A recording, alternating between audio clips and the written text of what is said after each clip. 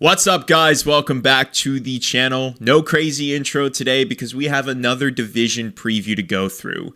Now, I covered the Atlantic Division in my last video, and today it's about twice as long for the Metro Division, and I have a few friends to help me out in this episode. So I won't spend too much time on the intro, just real quick. If you're enjoying the content, toss this video a like. Subscribe now to see more stuff like this. And with that all being said, let's break down the Metropolitan Division for the 2025-26 NHL season. Alright guys, video number 2 of 4. Today though, we're making this a little bit easier on me, so I'm not just sitting here yapping for a good 20 minutes. We got both my buddies Zach, obviously Zach Staden, and then Zach from Checking From Behind, some familiar faces you guys have seen on this channel. What's going on, boys? Not much, just happy to talk hockey. It's getting close. I didn't even realize the 7th is when it starts, I believe, and usually it's like the 12th or 13th. It caught me off guard big time, so. Yeah, it's honestly been great so far. Seen a couple of the games, the Flower reunion in Pittsburgh. Obviously, we had that Zegras and Michkov beautiful goal. So a lot to be excited about for this season. And that actually, those two teams are two of the teams we're going to be talking about today because we are going right into our Metro Division preview. I didn't plan that transition. It just ended up working out. So that's how we're going to go into this. So we have 8 different teams we're obviously going to be ranking today. I did my Atlantic Division preview a couple of days ago, so you can check that one out.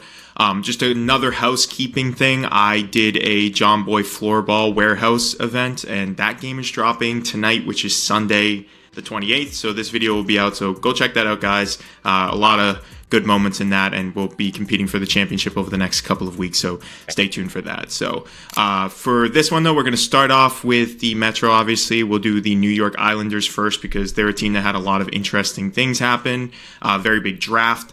Not really much happening in terms of like big free agents or players that they brought in. So let's start with the ranking for the Islanders. Where do you guys think that they're going to finish this year in their division?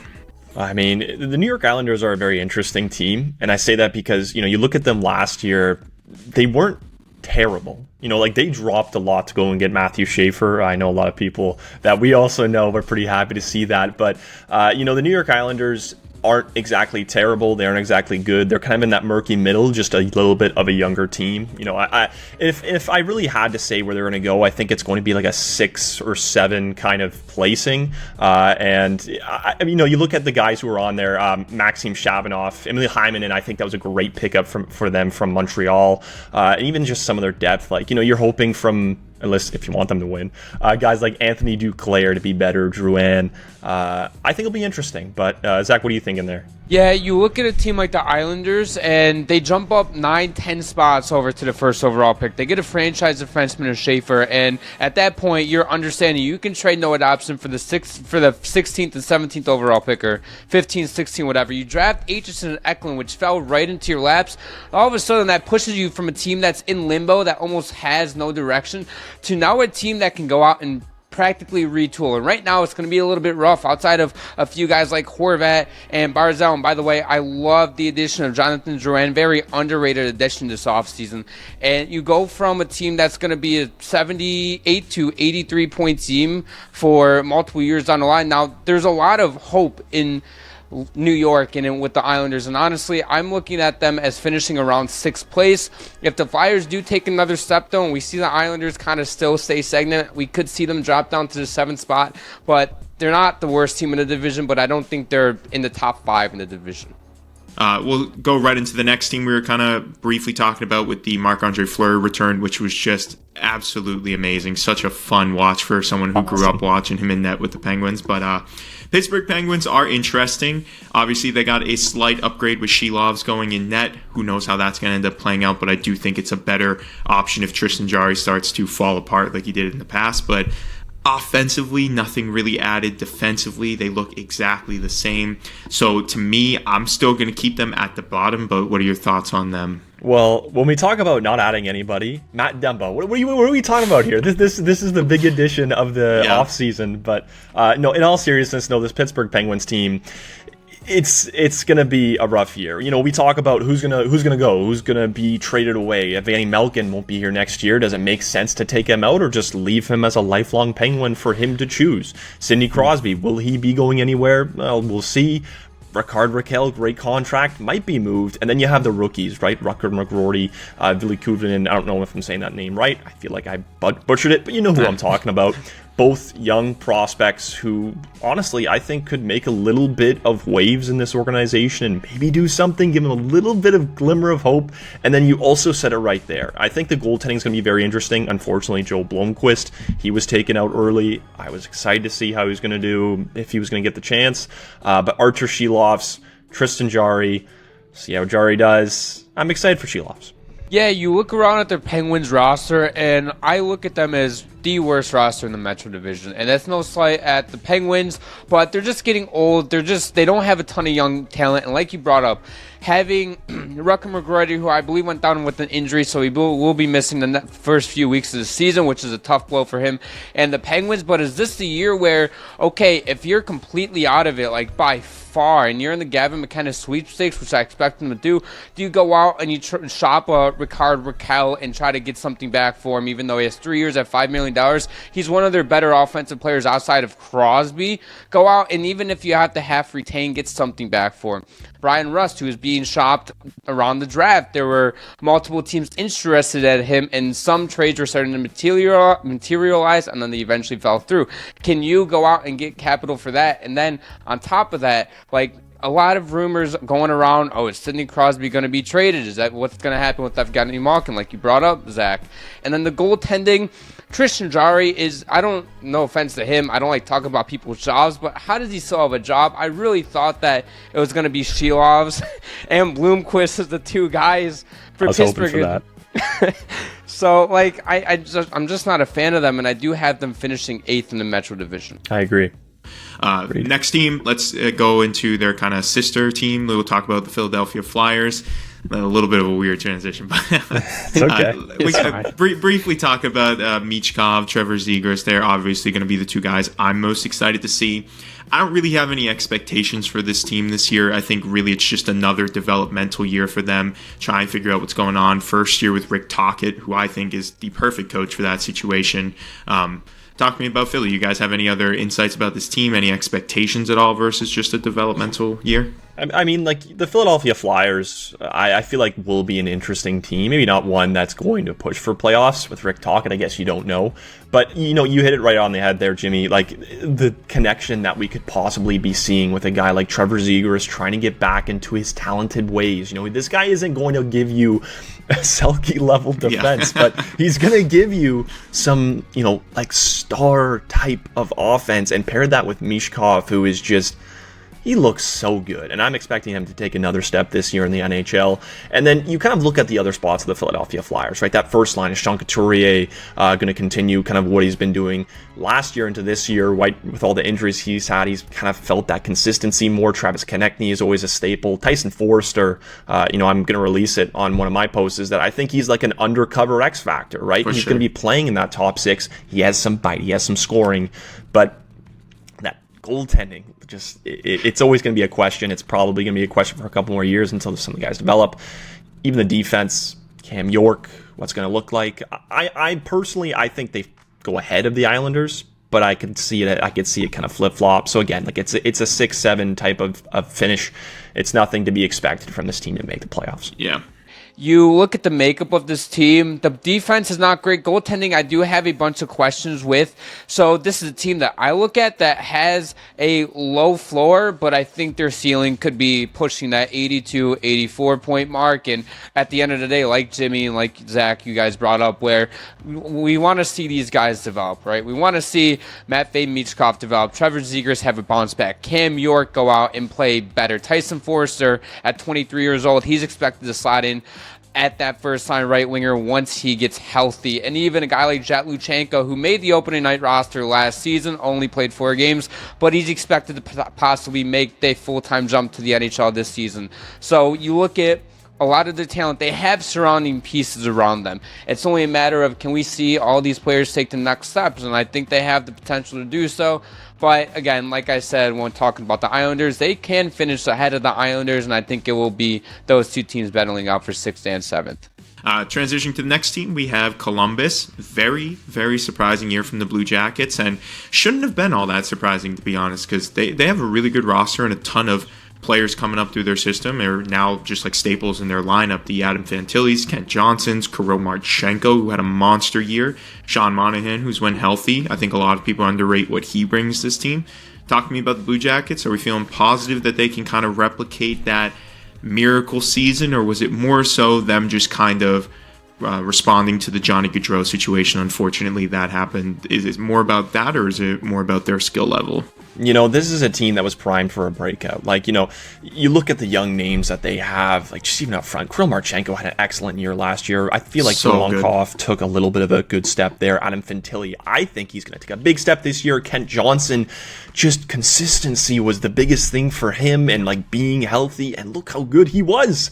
Yeah. And now we look to this year, and I think that although I'm not expecting them to have that maybe the same push that they did last year, and that's not even just relating to the unfortunate situation that happened, but this is going to be a competitive, I want to say, top 5 teams in the Metro, and I think they're going to be one of them. This isn't even talking about some of their depth. I feel like Cole Sillinger still has some gear to his game. And even the defense, is Zach Werenski going to continue what he did last year? Dante Fabro, I think he kind of found himself yet again in Columbus and really built himself up. But the one thing I'll be focusing on, and I think this is going to be the biggest thing for them, is goaltending. Elvis Merzlikins definitely hasn't been able to take that wheel and start driving around the NHL and say, I'm the best goalie ever. But then there's Jet Greaves, and he makes me so excited for what he was able to do, or what he did last year. And then what can he do this year? Can he possibly take the net and maybe carry this team to some playoff run or get to there? I'm very excited for that. I think above all else, even though I love Adam Fantilli, I think that's my one thing I'm going to be watching. So I feel like 4-5, but I'm feeling 5. I'm with Zach on 5 for this year. I could see them sneaking in potentially as a wild card team or kind of replicating what they did last year. But the 2 to 3 year outlook for the Columbus Blue Jackets, I think, is one of the better ones in the NHL right now. And they're going to be real good in the future. So team number 4, let's go New Jersey. Very brutal ending to their season last year. Obviously, a lot of injuries. The Jack Hughes one, and then having to face Carolina in the playoffs wasn't exactly the easiest draw. Not really much to report on their offseason. They still haven't signed Luke Hughes to a new deal, so that's something to pay attention to. But outlook for the New Jersey Devils, are we seeing a regression, kind of just an average season from them again, or are we going to see kind of a jump? Love this team to death. Last offseason, I had them making it out of Eastern Conference Finals. Jack Hughes goes down with the injury and a freak accident with Jack Eichel right after Four Nations, and their season right there was completely over with. And on top of it, not having Dougie Hamilton or Jack Hughes on the ice hurts the team dramatically. And Luke Hughes, even though he is unsigned right now, I still think he is a true another season away from being that guy on the blue line for the New Jersey Devils. Obviously, it takes longer for defensemen to develop.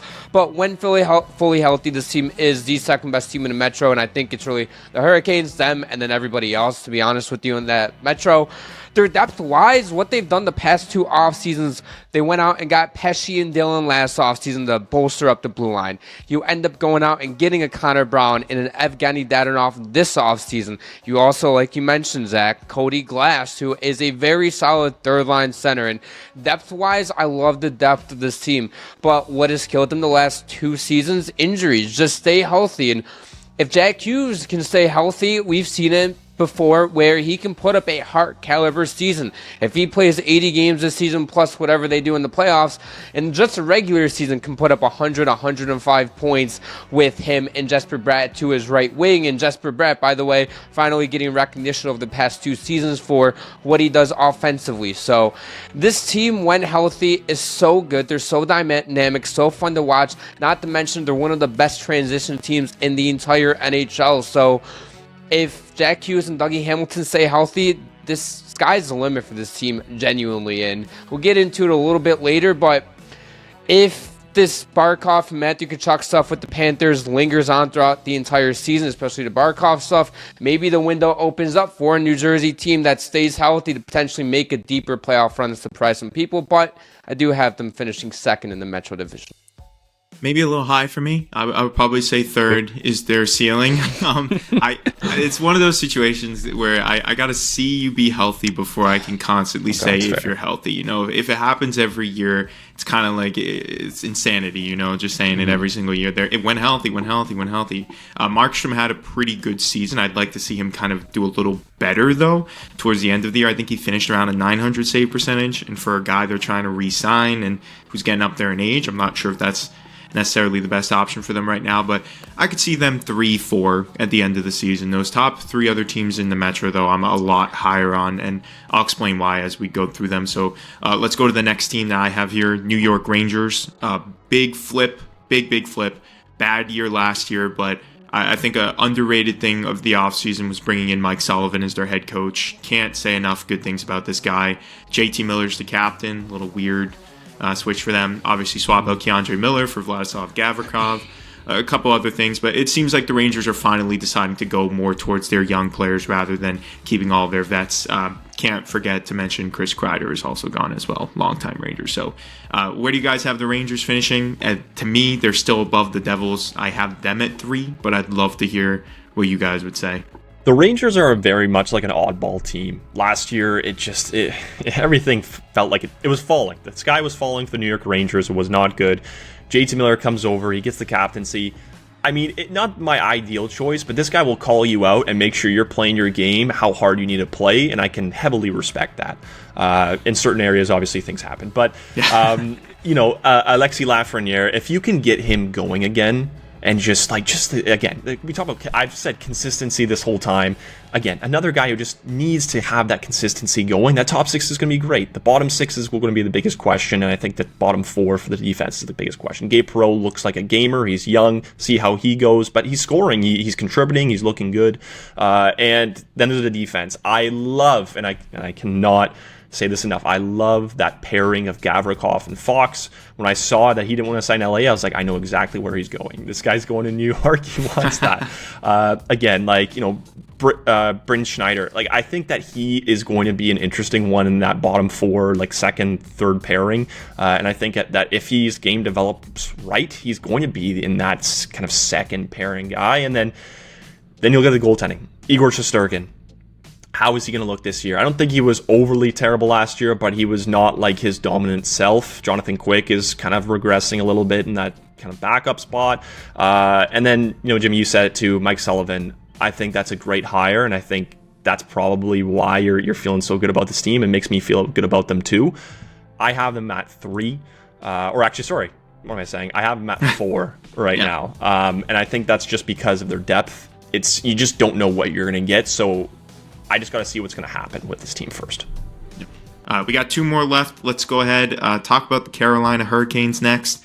I'm in a weird spot with them because I don't really like the signings so much. I love the Logan Stankoven extension.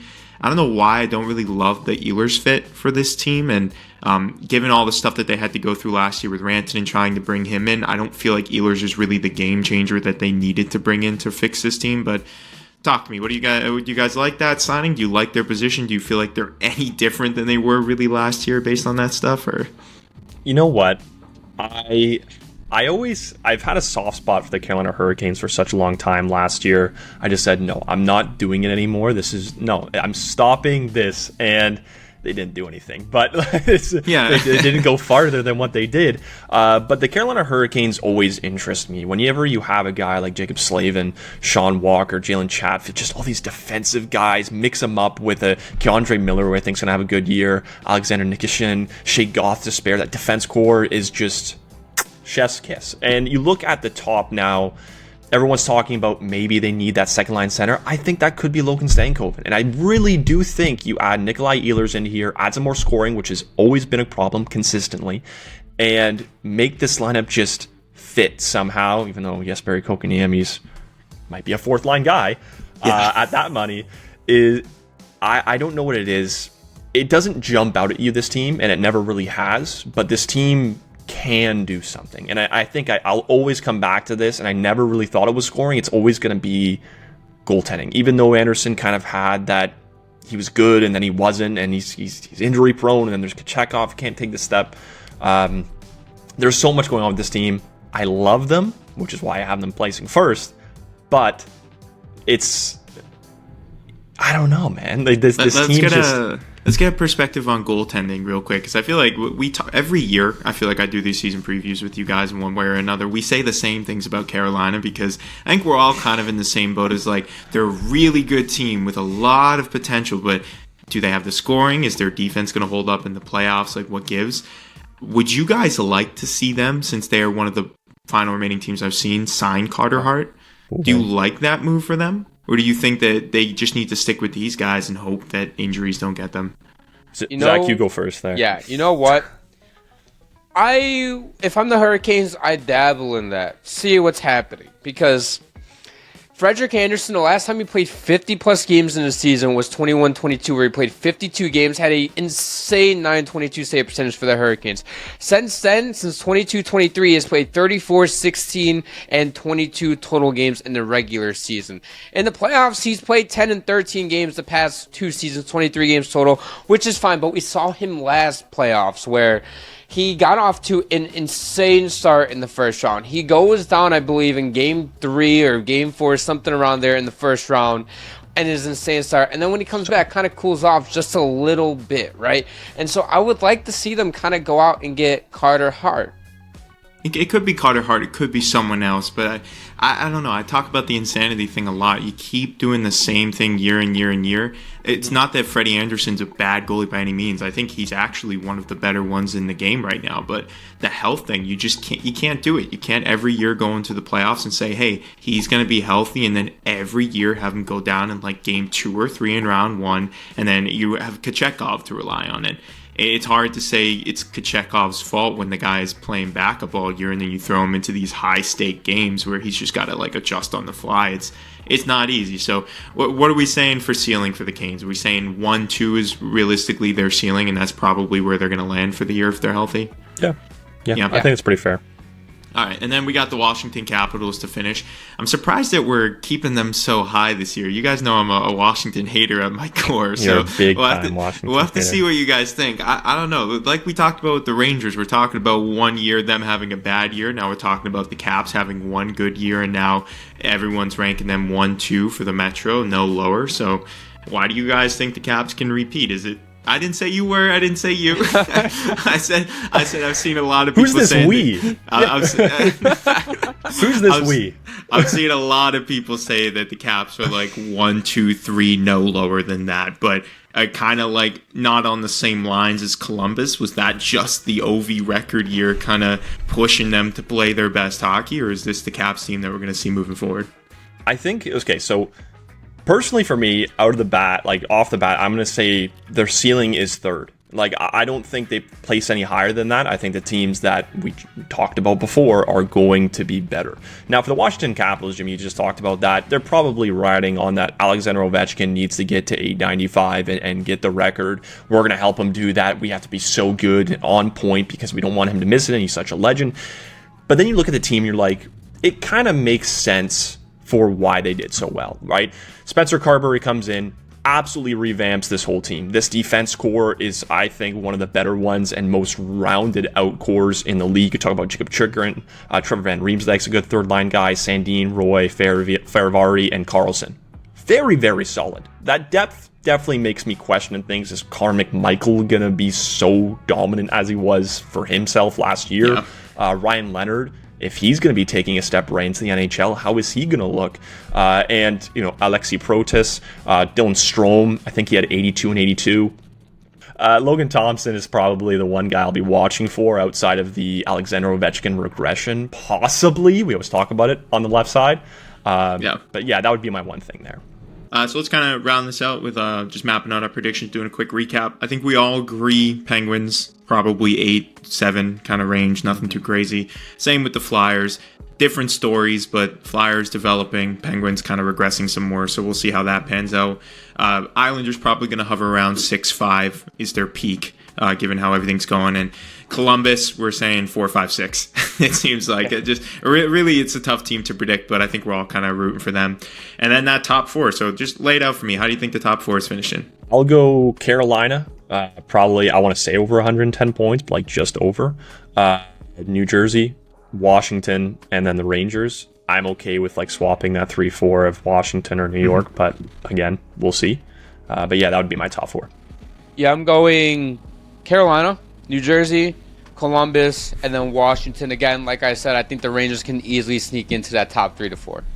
Yeah, I'm going to stick with sort of the same thing. I got Carolina, Rangers, then I got New Jersey, then Washington at 4, Columbus at 5 is how I see it. But yeah, that's our Metro Division preview. Do you guys agree with us? Do you not agree? Do you think that I'm the biggest Washington hater? Let me know. I still got them below. But thank you guys as always for watching. We got a couple more previews coming out. I'll be doing the Central and the Pacific hopefully before the season starts. But got a lot of videos coming out soon. Another deep dive onto Chicago with Carpig and Hawks memes coming out pretty soon. So stay tuned for all that. And big shout out to my guys right here. You guys want to plug anything? Obviously, you know it's all going to be in the description anyways. But any last words? Go follow ZS Hockey on Instagram, TikTok, YouTube coming soon. Yes. But yeah, give me a follow, give me a shout. Always love to talk hockey, and I always appreciate the love. And if anybody's looking for a new hockey podcast, just check them from behind every single social media platform and any listening platform as well. All right, again, thanks guys for watching. We'll see you in the next one.